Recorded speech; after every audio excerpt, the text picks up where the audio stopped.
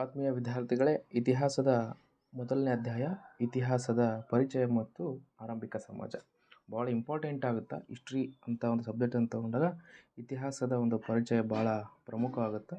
ಮತ್ತು ಪರಿಚಯ ಜೊತೆಗೆ ಅದು ಆರಂಭಿಕವಾಗಿ ಯಾವ ಯಾವ ರೀತಿಯಾಗಿ ಸ್ಟಾರ್ಟ್ ಆಯಿತು ಅನ್ನೋಂಥದ್ದು ಕೂಡ ಇಲ್ಲಿ ನಾವು ತಿಳ್ಕೊಬೇಕಾಗ್ತದೆ. ಹಾಗಾಗಿರೋದ್ರಿಂದ ನಾವು ಯಾವ ರೀತಿಯಾಗಿ ಇದನ್ನು ಅರ್ಥೈಸ್ಕೊಳ್ಬೇಕು, ಯಾಕೆ ಭಾಳ ಇಂಪಾರ್ಟೆಂಟ್ ಯಾಕೆ ಆಗುತ್ತೆ ಈ ಚಾಪ್ಟರ್ ಅಂತಂದರೆ, ಮೊದಲನೇದಾಗಿ ಇತಿಹಾಸ ಅಂದರೆ ಏನು ಅನ್ನೋವಂಥದ್ದು ಕೂಡ ನಮ್ಗೆ ಪ್ರಾಪರಾಗಿ ಗೊತ್ತಿಲ್ಲದೆ ಇರುವಂತಹ ಕೆಲವೊಂದಿಷ್ಟು ಸನ್ನಿವೇಶಗಳು ನಮ್ಮಲ್ಲಿ ಉದ್ಭವ ಆಗ್ತವೆ. ಯಾಕಂದರೆ ಇತಿಹಾಸ ಅಂದರೆ ಏನು ರೀ ಅಂತ ಭಾಳ ಜನ ಕೇಳ್ತಾರೆ. ಏನಾಗುತ್ತೆ ಅಂದರೆ ಇತಿಹಾಸ ಅಂದರೆ ನಡೆದು ಹೋದಂಥ ಸಂಗತಿಗಳನ್ನು, ಈ ಸಂಗತಿಗಳನ್ನು ಏನು ಮಾಡಬೇಕಂತಂದರೆ ಕ್ರಮಬದ್ಧವಾಗಿ ಅಧ್ಯಯನವನ್ನು ಮಾಡಬೇಕು. ಕ್ರಮಬದ್ಧವಾಗಿ ಅಧ್ಯಯನ ಮಾಡಿದಾಗ ಅದಕ್ಕೆ ಒಂದು ಅರ್ಥ ಬರ್ತದೆ. ಅದೇ ಯಾವುದು ಅಂತಂದರೆ ಇತಿಹಾಸ. ಈ ಇತಿಹಾಸ ಅನ್ನೋದು ಸಂಗತಿಗಳನ್ನು ಅಂದರೆ ಆಗಿ ಹೋದಂಥ ಸಂಗತಿಗಳನ್ನು ಕ್ರಮಬದ್ಧವಾಗಿ ಇಲ್ಲಿ ತಿಳಿಸುವಂಥದ್ದೇ ಇತಿಹಾಸ. ಜೊತೆಗೆ ಏನು ಇತಿಹಾಸ ಅಂದರೆ ಮುಂದಿನ ಹಂತದಲ್ಲಿ ಅಂತಂದರೆ ಮನುಷ್ಯ ನಡೆದು ಬಂದಂಥ ದಾರಿ ಅಂದರೆ ನಮ್ಮ ಪೂರ್ವಜರು ಏನಿದ್ದಾರಲ್ಲ ಅವರು ನಡೆದು ಬಂದಂತಹ ಒಂದು ದಾರಿಯನ್ನು ಪರಿಚಯಿಸುತ್ತದೆ. ಅಂತ ಪರಿಚಯಿಸುವಂಥ ಒಂದು ಪದ್ಧತಿಯನ್ನೇ ನಾವು ಇಲ್ಲಿ ಇತಿಹಾಸ ಅಂತ ಅಂದ್ಕೊತೀವಿ. ಜೊತೆಗೆ ಇಲ್ಲಿ ಮಾನವ ಅಂತ ಅಂದ ತಕ್ಷಣ ಇಲ್ಲಿ ಆತನ ಸಫಲತೆಗಳನ್ನು ನಾವಿಲ್ಲಿ ಅರ್ಥ ಮಾಡ್ಕೋಬೇಕಾಗುತ್ತೆ. ಜೊತೆಗೆ ವಿಫಲತೆಗಳು ಇವುಗಳನ್ನು ವಿವರವಾಗಿ ತಿಳಿಸುವಂಥದ್ದು ಇತಿಹಾಸ. ಅಂದರೆ ಆತ ಯಾವ ರೀತಿಯಾಗಿ ಸಕ್ಸಸ್ ಆದ, ಯಾವ ವಿಷಯದಲ್ಲಿ ಆತ ಫೇಲ್ಯೂರ್ ಆದ, ಇಂಥ ಹಲವಾರು ಘಟ್ಟಗಳನ್ನು ನಾವು ಇಲ್ಲಿ ಏನು ಮಾಡ್ತೀವಿ ಅಂದರೆ ಕಾಣುವಂಥದ್ದು. ಜೊತೆಗೆ ಇತಿಹಾಸ ಅಂದರೆ ಏನು ಅಂತಂದಾಗ ಇತಿಹಾಸದಲ್ಲಿ ಪ್ರಮುಖವಾಗಿ ಬರುವಂಥದ್ದು ಕಾಲ, ಅಂದರೆ ಯಾವ ವರ್ಷ ಯಾವ ಸಮಯ ಅನ್ನೋಂಥದ್ದು ಗೊತ್ತಾಗುತ್ತೆ.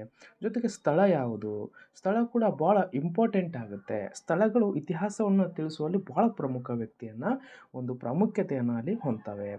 ಮತ್ತು ಅದು ಯಾವಾಗಲೂ ಯಾಕೆ ಕಾಲ ಸ್ಥಳವನ್ನು ಜೊತೆಗೆ ನಿರ್ದಿಷ್ಟತೆಯನ್ನು ಹೊಂದಿರ್ತದೆ. ನಿರ್ದಿಷ್ಟತೆ ಅಂದರೆ ಇಂತಹ ಸಮಯದಲ್ಲಿ ಈ ರೀತಿಯಾದಂತಹ ರಾಜ ಇದ್ದರು, ಆಳ್ವಿಕೆಯನ್ನು ಮಾಡಿದರು ಅನ್ನೋಂಥದ್ದು ನಿರ್ದಿಷ್ಟತೆಯನ್ನು ನಾವಿಲ್ಲಿ ಕಾಣ್ತೀವಿ.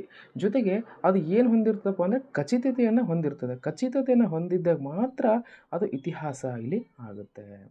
ಜೊತೆಗೆ ಏನು ಇತಿಹಾಸ ಅಂದ ತಕ್ಷಣ ಇಷ್ಟು ಅಂಶಗಳಿದ್ರೆ ಸಾಕ, ಹಾಗಾದರೆ ಬೇರೆ ಬೇರೆ ಅಂಶಗಳು ಪ್ರಮುಖ ಆಗೋದಿಲ್ವಾ ಅಂತ ಅಂದ್ಕೊಂಡಾಗ ನೋಡಿ, ಕೇವಲ ಇತಿಹಾಸ ಅಂತಂದ ತಕ್ಷಣ ಕೇವಲ ಇದಿಷ್ಟೇ ಅಂತಲ್ಲ, ಭಾಳ ಇಂಪಾರ್ಟೆಂಟಾಗಿ ಬರುವಂಥದ್ದು ಯಾವುದು ಅಂತಂದಾಗ ಒಂದು ಘಟನೆ ನಡೆದಾಗ ಅದು ಯಾವಾಗ ನಡೆಯಿತು, ಒಂದು ಘಟನೆ ನಡೆದಾಗ ಅದು ಯಾವಾಗ ನಡೆಯಿತು ಮತ್ತು ಎಲ್ಲಿ ನಡೆಯಿತು. ನಾನು ಆಗಲೇ ಹೇಳಿದೆ ಸ್ಥಳ ಭಾಳ ಪ್ರಮುಖ ಆಗ್ತಾವೆ ಅಂತಂದು. ಅಂದರೆ ಎಲ್ಲಿ ಅಂದಾಗ ಅದು ಸ್ಥಳ ಅನ್ನೋದಕ್ಕೆ ಮತ್ತು ಯಾರಿಂದ ನಡೆಯಿತು ಅನ್ನೋದು ಕೂಡ ಭಾಳ ಪ್ರಾಮುಖ್ಯತೆಯನ್ನು ವಹಿಸುತ್ತೆ. ಇದ್ರ ಜೊತೆಗೆ ಸ್ಪಷ್ಟತೆಯನ್ನು ಇದ್ದಾಗ ಮಾತ್ರ ಒಂದು ಇತಿಹಾಸ ಅನ್ನುವಂಥದ್ದು ನಾವಿಲ್ಲಿ ಕಂಡುಕೊಳ್ಬೋದು.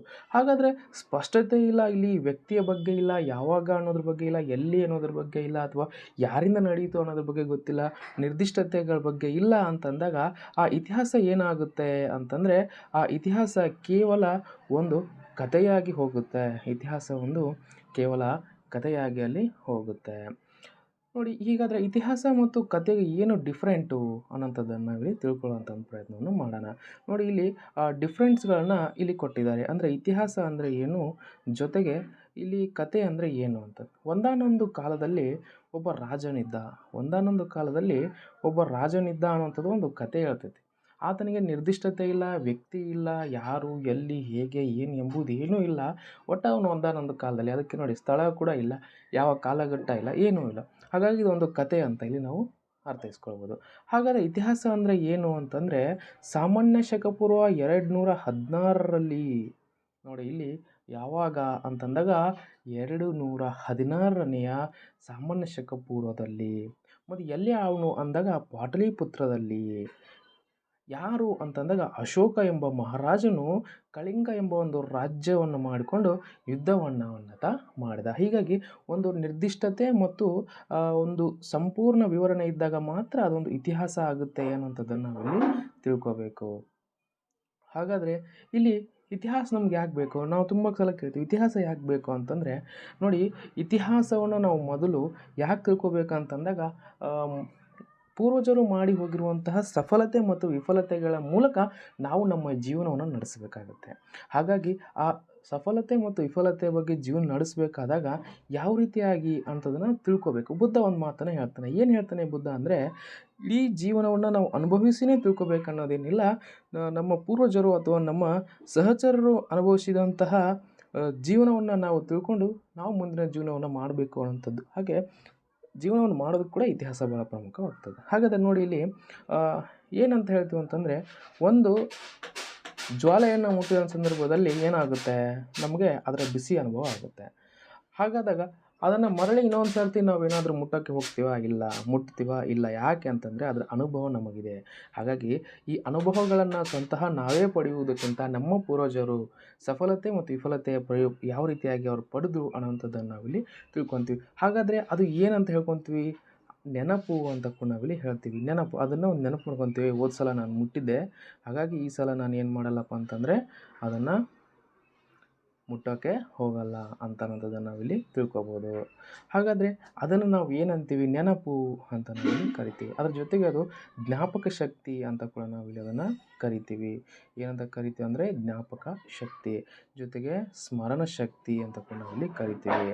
ಅಕಸ್ಮಾತಾಗಿ ಈ ವ್ಯಕ್ತಿ ಸ್ಮರಣ ಶಕ್ತಿ ಇಲ್ಲದೆ ಹೋಗಿಬಿಟ್ಟಿದ್ರೆ, ಆತನಿಗೆ ಯಾವುದೇ ಜ್ಞಾಪಕ ಇಲ್ಲದೆ ಹೋಗಿಬಿಟ್ಟಿದ್ರೆ ಏನು ಮಾಡ್ತಾ ಇದ್ದ ಅಂತಂದರೆ, ಆತನ ಪ್ರಗತಿ ಸಾಧ್ಯ ಆಗ್ತಿರಲಿಲ್ಲ. ಯಾವ ರೀತಿ ಪ್ರಗತಿ ಸಾಧ್ಯ ಆಗ್ತಾ ಇರಲಿಲ್ಲ ಅಂದಾಗ, ಆತ ಮತ್ತೆ ಮತ್ತೆ ಬೆಂಕಿಯನ್ನು ಮುಟ್ತಾ ಇದ್ದ, ಮತ್ತೆ ಮತ್ತೆ ತಪ್ಪುಗಳನ್ನು ಮಾಡ್ತಾ ಇದ್ದ, ಮತ್ತೆ ಮತ್ತೆ ಆತನು ದೋಷ ಉಕ್ತವಾಗಿ ವ್ಯಕ್ತಿಯಾಗಿ ಅಲ್ಲಿ ಕಾಣಪಡ್ತಿದ್ದ.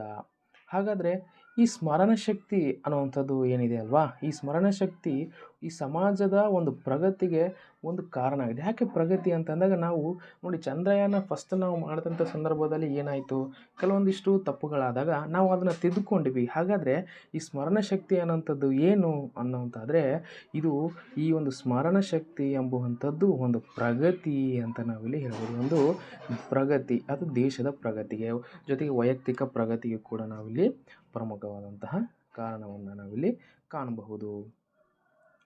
ಹಾಗಾದರೆ ನೋಡಿ, ಕೇವಲ ವೈಯಕ್ತಿಕವಾಗಿ ಆಗಿರ್ಬೋದು ಅಥವಾ ಸಮಾಜಕ್ಕೆ ಆಗಿರ್ಬೋದು, ರಾಜ್ಯಕ್ಕೆ ಆಗಿರ್ಬೋದು, ದೇಶಕ್ಕೆ ಆಗಿರ್ಬೋದು, ಯಾಕೆ ಇತಿಹಾಸವೇ ಒಂದು ಸ್ಮರಣ ಶಕ್ತಿ ಕೂಡ ಇಲ್ಲಿ ಆಗಿದೆ.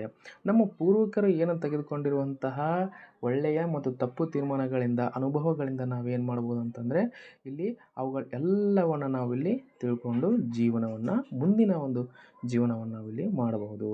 ನೋಡಿ, ನಮಗೆ ಕೇವಲ ಮಹಾಪುರುಷರು ಮಾಡಿರುವಂತಹ ಒಂದು ವಿಚಾರಧಾರೆಗಳು ಕೂಡ ನಮಗೆ ಭಾಳ ಪ್ರಮುಖವಾಗಿ ಕಾಣ್ತವೆ. ನೋಡಿ, ನಮ್ಮ ಪೂರ್ವಿಕರ ತತ್ವಾದರ್ಶಗಳು, ನೋಡಿ ನಮ್ಮ ತತ್ವಾದರ್ಶಗಳು ಅಂತಂದಾಗ ಹಲವಾರು ತತ್ವಜ್ಞಾನಿಗಳಲ್ಲಿ ಕಂಡುಬರ್ತಾರೆ. ಅವರ ವಿಚಾರಧಾರೆಗಳು ಇವತ್ತು ನೋಡಿ, ವಿಚಾರಧಾರೆಗಳಂದಾಗ ಸ್ವಾಮಿ ವಿವೇಕಾನಂದ ಆಗಿರ್ಬೋದು, ಆ್ಯನಿ ಬೆಸೆಂಟ್ ಅವರಾಗಿರಬಹುದು, ಬಾಲಗಂಗಾಧರ ತಿಲಕ್ ಈ ಥರ ಹಲವಾರು ತಲೆಮಾರುಗಳಿಂದ ನಮಗೆ ಒಂದು ಬಂದಿದೆ. ನೋಡಿ, ಈ ರೀತಿಯಾಗಿ ಆಮೇಲೆ ಅವು ದಾರಿದೀಪ ಕೂಡ ಅವುಗಳಲ್ಲಿ ಕಂಡುಬರ್ತವೆ.